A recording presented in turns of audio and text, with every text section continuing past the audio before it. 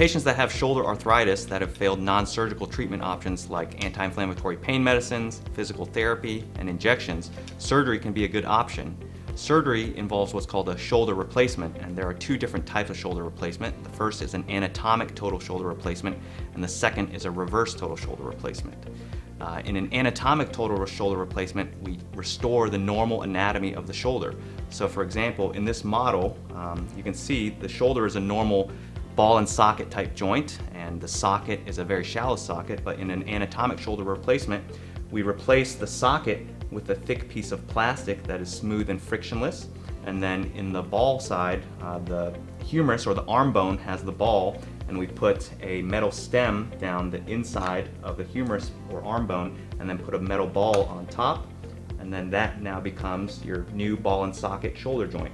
And this allows for smooth, painless range of motion and good strength. However, in certain cases with shoulder arthritis, a patient also has what's called a rotator cuff tear.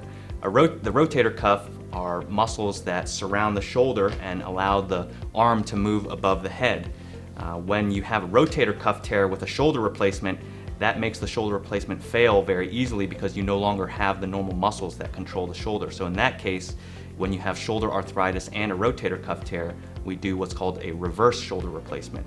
In a reverse shoulder replacement, we actually replace the socket instead now with a head ball and replace the head ball with a socket. So for example, in this model we can see instead of putting a normal socket where that's supposed to be, we will now replace the socket with a metal head ball, and then instead of where the normal head ball is supposed to be,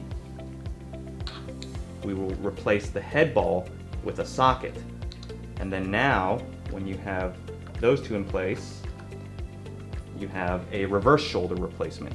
And the reason a reverse shoulder replacement works when you have shoulder arthritis and a rotator cuff tear is because the reverse shoulder replacement changes the biomechanics of the shoulder, so now you no longer need the rotator cuff muscles, and it allows a different muscle called the deltoid muscle to move your shoulder up and down and provide good painless range of motion and good function.